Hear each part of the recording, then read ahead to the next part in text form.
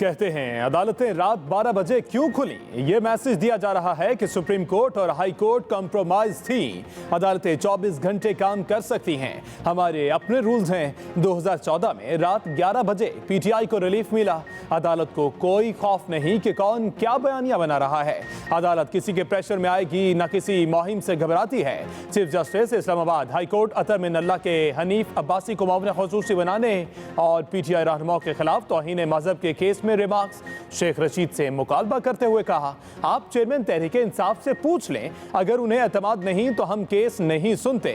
अदालतों पर इल्जाम तराशी अफसोसनाक है। अदालत ने वजीर आजम के मामले खसूसी हनीफ अब्बासी को काम से रोकने की इस्तदा मुस्तरद कर दी।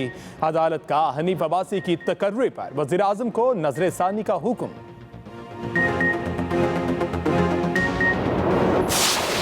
जो हालात हैं मुल्क के, इस पाकिस्तान को बचाना है तो इलेक्शन कराने होंगे, वरना सवाए कासिफ जरदारी के देखें JUF ने इंतखाबी जलसे करने शुरू कर दिए हैं, नून लीग ने इंतखाबी जलसे शुरू कर दिए हैं, तहरीक इंसाफ आगे जलसों में है। सो मुल्क इलेक्शन की तरफ जा रहा है।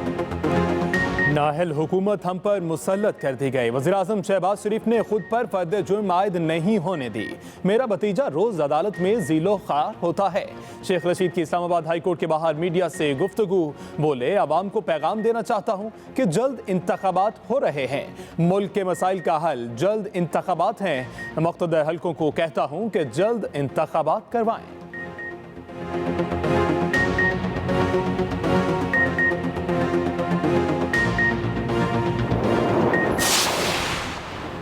सदर मुमलिकत डॉक्टर आरिफ अलवी ने अटॉर्नी जनरल के लिए अख्तर औसाफ के नाम की मंजूरी दे दी। सदर मुमलिकत ने गवर्नर पंजाब के लिए बलेगुर रहमान के नाम की ताहाल मंजूरी नहीं दी। अख्तर औसाफ और बलेगुर रहमान के नामों की समरी 2 रोज पहले सदर को अरसाल की गई थी।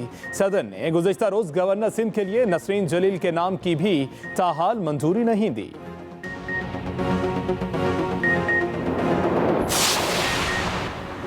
हमजा शहबाज की हल्फ बर्दारी के खिलाफ अपीलों पर लार्जर बेंच तश्कील। जस्टिस सदाकत अली खान लार्जर बेंच के सरबराह होंगे।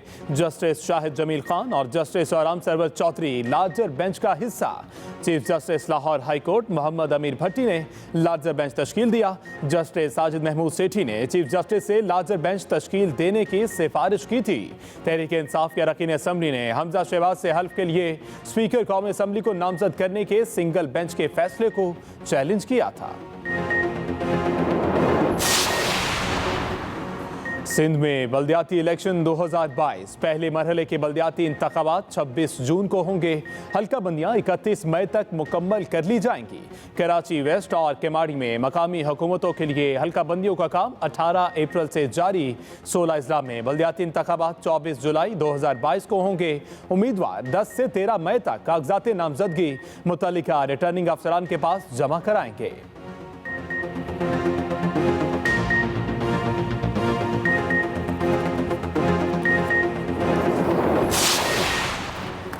बलूचिस्तान में बल्दियाती इंतखाबात उम्मीदवारों की नज़रसानी शुदा फहरिस्तें आवेज़ा कर दी गई। दस्तबरदार होने वाले उम्मीदवार आज अपनी दरख्वास्तें वापस ले सकते हैं। इलेक्शन कमीशन के मुताबिक कुल उम्मीदवारों की हतमी फहरिस्त जारी करके इंतखाबी निशानात अलॉट किए जाएंगे। कोयटा और लसबेला के अलावा बलूचिस्तान के 32 अजला में बल्दियाती इंतखाबात 29 मई को होंगे। कोयटा और लसबेला में बल्दियाती इंतखाबात के शेड्यूल का ऐलान बाद में किया जाएगा।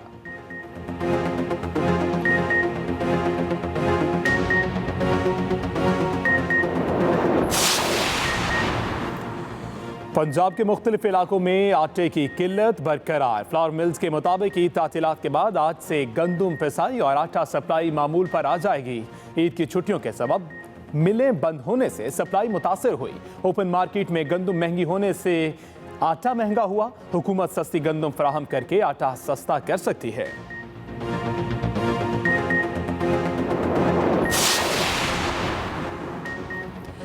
कोयटा में मुर्गी का गोश्त बदस्तूर आवाम की पहुंच से दूर। फी किलो कीमत 640 रुपये बरकरार। दुकानदारों के मुताबिक शहर में ब्रायलर मुर्गी की सप्लाई कम होने से मुर्गी का गोश्त नायाब हो गया, जिसके बाद कीमतों में इजाफा हुआ। सब्जियों की कीमतों में भी इस्तेहकाम न आया। शहरी परेशान।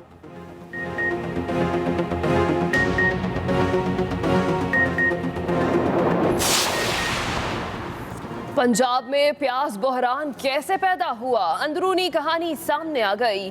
ईद की तातीलात के दौरान सिंध से प्याज लाने के लिए ट्रांसपोर्ट दस्तयाब नहीं थी। रमजान पैकेज का दौरानिया बढ़ने से रिजर्व स्टॉक में मौजूद प्याज इस्तेमाल हुआ। गुज़िश्ता बरस प्याज की इंतहाई कम कीमत के सबब काश्तकारों ने काश्त कम की। हुकूमत की प्याज के रिजर्व स्टॉक को ईद उल अज़हा से पहले यकीनी बनाने की हिदायत। पंजाब के मुख्तलिफ शहरों में प्याज की कीमतें नीचे आना शुरू हो गई।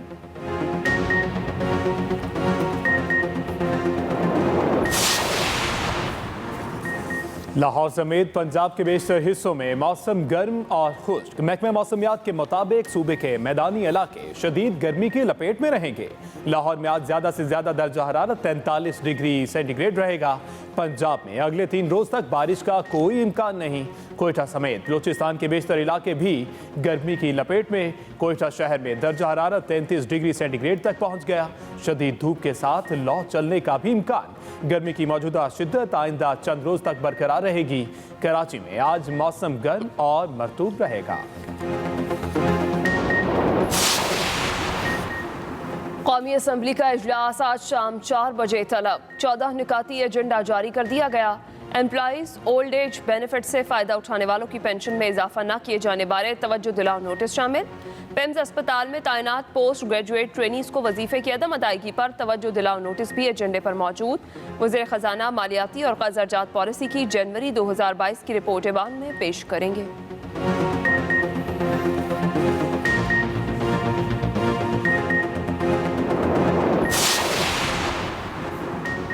पाकिस्तान स्टॉक एक्सचेंज में कारोबारी हफ्ते के पहले दिन शदीद मंदी। 100 इंडेक्स में 1100 से ज़ायद पॉइंट्स की कमी।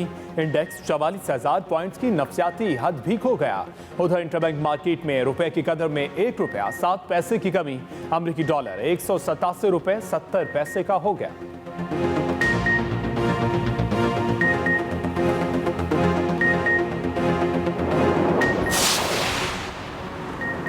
कराची की मारूफ शाहराह फैसल पर शदीद ट्रैफिक जैम। गाड़ियों की तवील कतारें। तालीमी इदारों और कामों पर जाने वाले शहरियों को सख्त मुश्किलात का सामना करना पड़ा। गोरा कब्रिस्तान के करीब पाइपलाइन फटने और सड़क पर पानी जमा होने के बाद ट्रैफिक की रवानी बुरी तरह मुतासर हुई।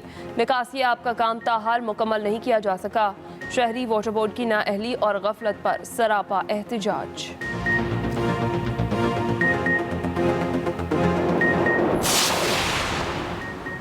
खुदकुश धमाके के बाद जामे कराची की सिक्योरिटी सख्त से यूनिवर्सिटी में दाखिल होने वाली लोगों की जामे तलाशी की जा रही है। चेकिंग के बाद यूनिवर्सिटी रोड पर ट्रैफिक जैम।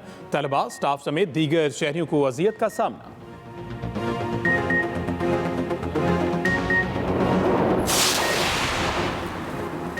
वज़ीर आला पंजाब हमजा शहबाज आज पाकपतन का दौरा करेंगे। दरबार हजरत बाबा फरीद पर हाजिरी और लीगी MPA मियां नवीद से उनके वालिद की वफात पर ताज़ियत करेंगे। हमजा शहबाज के दौरा पाकपतन की ज़िला इंतज़ामिया और पुलिस से अहम मीटिंग भी करेंगे। पाकपतन अस्पताल का दौरा भी वज़ीर आला के शेड्यूल में शामिल।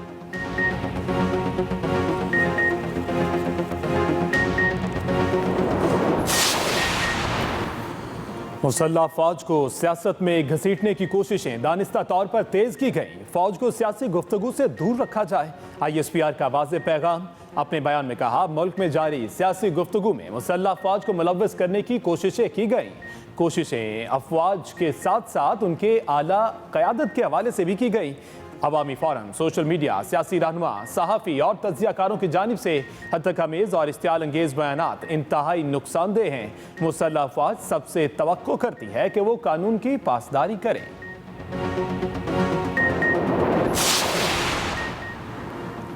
वज़ीर आज़म शहबाज शरीफ ने इमरान खान के खिताब को पाकिस्तान के खिलाफ साजिश करार दे दिया। वज़ीर आज़म कहते हैं, पाकिस्तान के कौमी इदारों के खिलाफ साजिशी बयानियाँ घड़ने वाला असल में मीर जाफ़र और मीर सादिक है। एबटाबाद में रियासत पाकिस्तान आइन और कौमी इदारों को चैलेंज किया गया। कानूनी कार्रवाई करेंगे। इमरान न्याजी सियासत नहीं साजिश कर रहे हैं। वो अवाम को अपना गुलाम बनाना चाहते हैं। उसे पाकिस्तान का हिटलर नहीं बनने देंगे। इमरान न्याजी की मुल्क में खाना जंगी कराने की साजिश कुचल देंगे। बहुत झूठ बोल लिया, अब इसे सच्चाई का सामना करना होगा। ला इलाहा इल्लल्लाह इंसान को गैरत देता है। हम किसी के जूते पॉलिश करने वाले नहीं हैं। शहबाज शरीफ, तुम भिखारी हो, तुम गुलाम हो, तुम बुज़दिल हो, तुम डाकू हो। तुम्हारी चोरी का पैसा बाहर पड़ा हुआ है। अगर आप समझते हैं कि हम आपके खातिर अमेरिका की गुलामी करेंगे, किसी गलतफहमी में ना रहो।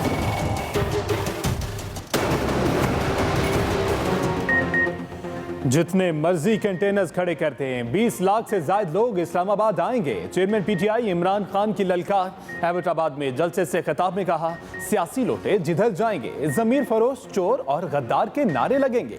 शहबाज शरीफ खानदान पर 40 अरब रुपए के मुकदमात हैं। हमारे ऊपर बैठे डाकुओं को कौम कभी तस्लीम नहीं करेगी। नए हुकूमत के चंद दिनों में महंगाई कितनी बढ़ गई, क्या कोई माइक लेकर बाजार में गया? किसी को शरीफ खानदान की तरह झूठ बोलते नहीं देखा। न्यूट्रल सिर्फ जानवर होते हैं। हम बूट पॉलिसियों और अमेरिका के गुलामों के साथ नहीं चल सकते।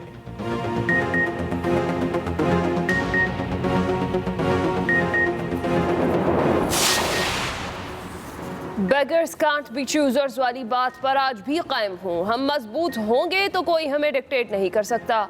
वज़ीर आज़म शहबाज शरीफ का फिर वाज़े और दो टोक मौक़िफ़। CPNE के अहदेदारों से मुलाकात में कहा, इमरान नियाज़ी ने CPEC का बुरा हाल किया। इमरान नियाज़ी के CPEC मनसूबों के फॉरेंसिक ऑडिट से चीन सख्त नाराज़ है। मार्च की तेल की कीमतें मुंजमद करके अगली हुकूमत के लिए बारूदी सुरंग बिछाई गई। अवाम को रिलीफ देना चाहते हैं, मगर आलमी सतह पर तेल की कीमतें हमारे पाँव में जंजीर हैं। मजीद कहा, पैका ऑर्डिनेंस पर हुकूमत की इजाज़त के बगैर दरख्वास्त दायर हुई। FIA अफसरान के खिलाफ कार्रवाई होगी। नैब की मौजूदगी में ब्यूरोक्रेट्स शदीद दबाव का शिकार हैं। वो नैब की मौजूदगी में काम नहीं कर सकते। जब तक हम मजबूत नहीं होंगे, मसला कश्मीर हल नहीं हो सकता।